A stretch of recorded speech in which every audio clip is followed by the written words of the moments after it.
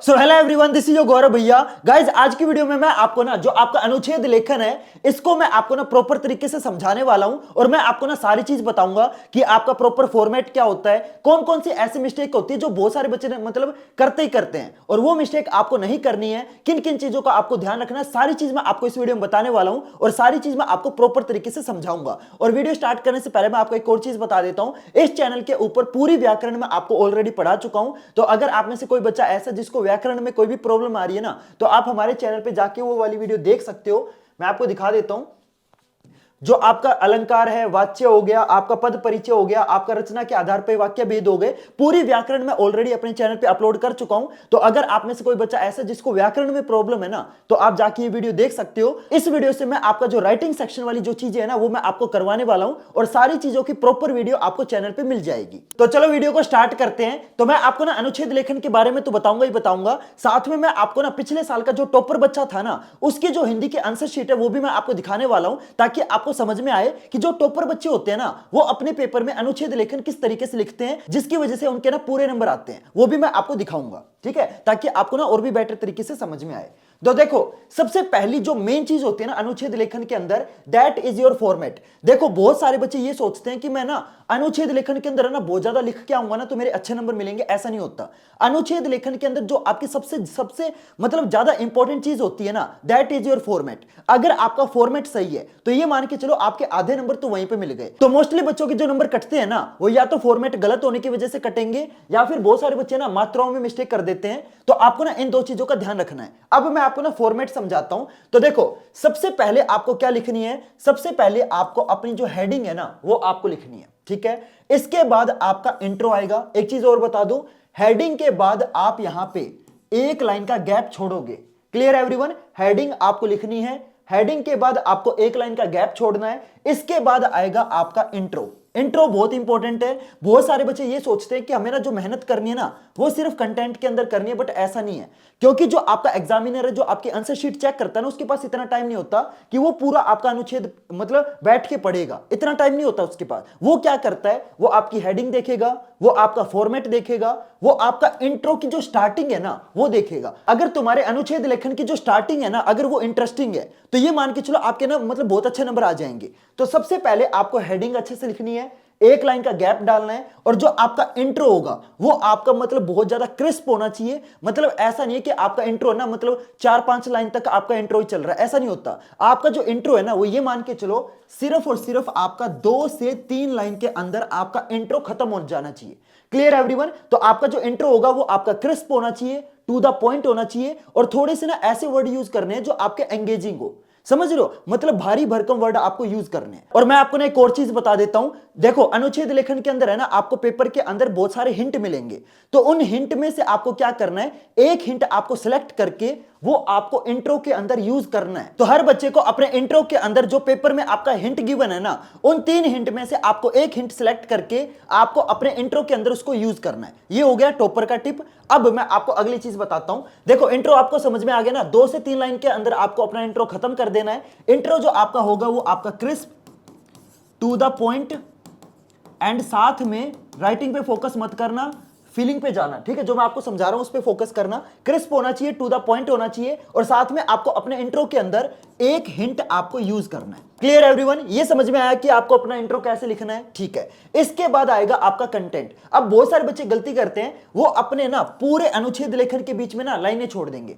तुम्हें लाइन का गैप नहीं छोड़ना है। ठीक है, एक लाइन का गैप आप छोड़ोगे जो कि आपको हेडिंग के बाद छोड़ना है। इस गैप के बाद जो आपका ये जो तीनों चीजें होंगी ना, इसके अंदर आपको कोई भी लाइन का गैप नहीं छोड़ना।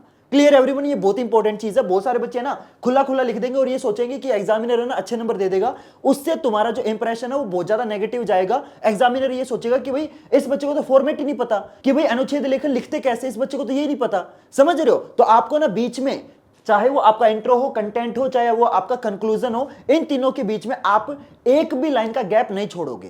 क्लियर? चलो इसके बाद आता है आपका कंटेंट। कंटेंट आपको कैसे लिखना है, देखो कंटेंट में कोशिश ये करना कि कंटेंट आप जितना ज्यादा लिख सको उतना ज्यादा लिखना है, क्योंकि देखो आपकी जो है ना वर्ड लिमिट होती है ना वो आपकी 120 वर्ड्स की होती है। तो ये मान के चलो जो आपका कंटेंट होगा ना ये आपका 60 to 70 वर्ड्स आपको जो कंटेंट है इसके अंदर आपको यूज करने हैं। कंटेंट के अंदर है ना आपको बहुत ज्यादा भारी भरकम या फिर क्रिस्प वर्ड यूज करने की कोई जरूरत नहीं है, क्योंकि जो आपका एग्जामिनर होता है ना वो आपका कंटेंट पे इतना ज्यादा ध्यान नहीं देता। तो तुम्हें ना कंटेंट के अंदर ये मान के चलो आपको ना कहानी लिखनी है, मतलब चीजों को ना मतलब बढ़ा चढ़ा के, मतलब कहते हैं ना कि बात को लंबी खींचना, वो चीज आपको कंटेंट वाली चीज के अंदर करनी है। ठीक है, तो आप ये मान के चलो कि जो आपका इंट्रो होगा ना ये आपका 20 to 30 वर्ड्स का आपका इंट्रो होगा, 60 to 70 वर्ड्स का आपका कंटेंट होगा, और जो बाकी का बचा हुआ जो चीज है ना that is your conclusion. Conclusion बहुत ही ज्यादा आपका अनुच्छेद लेखन के अंदर मैटर करता है। बहुत सारे बच्चे ना कंक्लूजन को ना इग्नोर कर देते हैं। कंक्लूजन के अंदर आपको क्या करना है, कंक्लूजन के अंदर आपने जो भी चीज लिखी है, ठीक है, चाहे वो आपका इंट्रो हो चाहे वो आपका कंटेंट हो, जो भी चीज आपने लिखी है उसका निष्कर्ष, उसका जो मेन चीज है वो आपको अपने कंक्लूजन के अंदर लिखना है। तुम्हारा जिस भी टॉपिक पे आपका अनुच्छेद लेखन है ना उस टॉपिक से रिलेटेड जो भी कंक्लूजन आपके दिमाग में आए, मान लो आपको पोल्यूशन के ऊपर लिखना है कि भाई पोल्यूशन के ऊपर अनुच्छेद लेखन लिखो, तो क्या लिखोगे कि भाई किस तरीके से हमें पोल्यूशन कम करना चाहिए। मैं तो एग्जांपल दे रहा हूं, समझ रहे हो ना, कि कोई भी आपको ना सॉल्यूशन देना है कि जिस भी प्रॉब्लम पे आप अनुच्छेद लिख रहे हो उस प्रॉब्लम का सॉल्यूशन क्या हो सकता है आपके हिसाब से, वो आपको कंक्लूजन वाली चीज के अंदर लिखना है। Clear everyone. एक और मैं आपको चीज बता देता हूं, बहुत सारे बच्चे ना वर्ड लिमिट को फॉलो नहीं करेंगे। ये मतलब वर्ड लिमिट आपको फॉलो करनी है, क्योंकि देखो एक तो आपका टाइम बचेगा, दूसरा आपका एग्जामिनर पे आपका जो इंप्रेशन है ना वो अच्छा जाएगा, तीसरा बहुत सारे बच्चे ये सोचते हैं कि मैं जितना ज्यादा लिखूंगा ना उतने ज्यादा नंबर मिलेंगे, बट ऐसा नहीं है। तुम्हें टू द पॉइंट लिखना है, क्रिस्प लिखना है, और जो आपके हिंट है वो आपको अपने कंटेंट के अंदर आपको 2 हिंट आपके यूज करने कंक्लूजन आप सारा का सारा अपने हिसाब से अपनी तरफ से लिखोगे।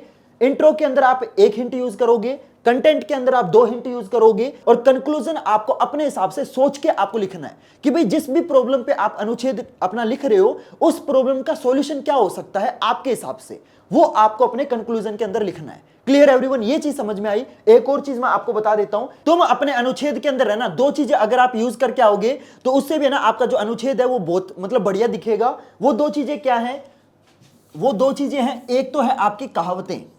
जो आपकी कहावत होती है ना, या तो आप वो यूज कर सकते हो, राइटिंग पे मत जाओ, ठीक है, फीलिंग पे जाओ। तो या तो आप कहावत यूज कर सकते हो, या फिर आपकी जो कविता की पंक्तियां होती है ना, कविता की पंक्तियां आप ये यूज कर सकते हो। Clear everyone. अगर आप ये 2 चीजें अपने अनुच्छेद के अंदर यूज करके आओगे तो आपका ना एग्जामिनर के ऊपर बहुत ही बढ़िया इंप्रेशन पड़ेगा। तो अगर आप इन चीजों का ध्यान रखोगे, पहली चीज आपको फॉर्मेट का ध्यान रखना है, दूसरी चीज आपको वर्ड लिमिट का ध्यान रखना है, तीसरी चीज आपको अपने इंट्रो के अंदर 1 हिंट यूज करना है, जो कि मतलब जो भी आपका सबसे मेन हिंट है ना वो आपको अपने इंट्रो के अंदर यूज करना है। बाकी के 2 बचे हुए हिंट आप अपने कंटेंट वाली चीज के अंदर यूज करोगे।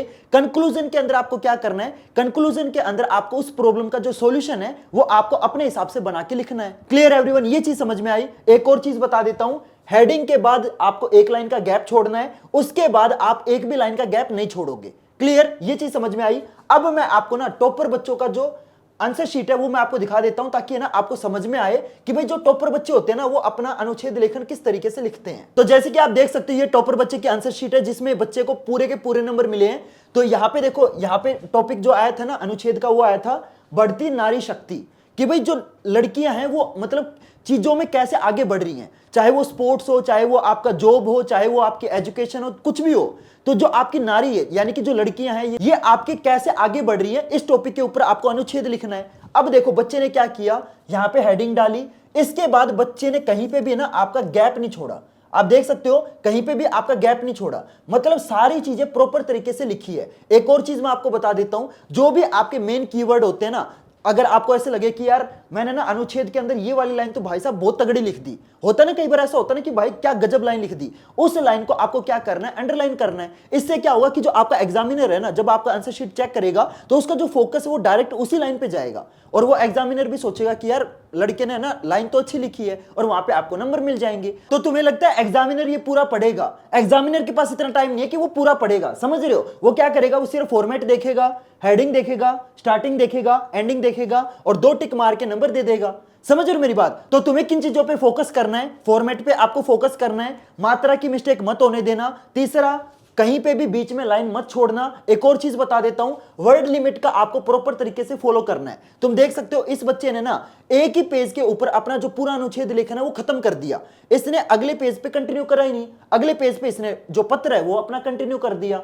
समझ रहे हो मेरी बात? तो आपको ना वर्ड लिमिट का खासकर ध्यान रखना है। Clear everyone? होप करता हूं आपको सारी चीजें अच्छे से समझ में आ गई होगी। एंड अगर आप में से किसी भी बच्चे को व्याकरण में कोई भी प्रॉब्लम है ना, तो आप हमारी व्याकरण वाली जो वीडियोस हैं वो जाके देख सकते हो। और इस चैनल पे आपका पूरा राइटिंग सेक्शन में आपको अपलोड करने वाला हूं, चाहे आपका ईमेल लेखन हो, चाहे आपका विज्ञापन लेखन हो, मतलब पूरा राइटिंग सेक्शन में आपको इस चैनल पे पढ़ाने वाला हूं। तो प्लीज चैनल को सब्सक्राइब कर लेना। और हाँ, हमारा ना क्लास 11th एंड 12th वाला चैनल भी सब्सक्राइब कर लेना, ताकि हम रहे 10th के साथ भी और 10th के बाद भी। तो चलो गाइस, मिलते हैं फिर अगली वीडियो में नए टॉपिक के साथ। तब तक के लिए goodbye and have a nice day.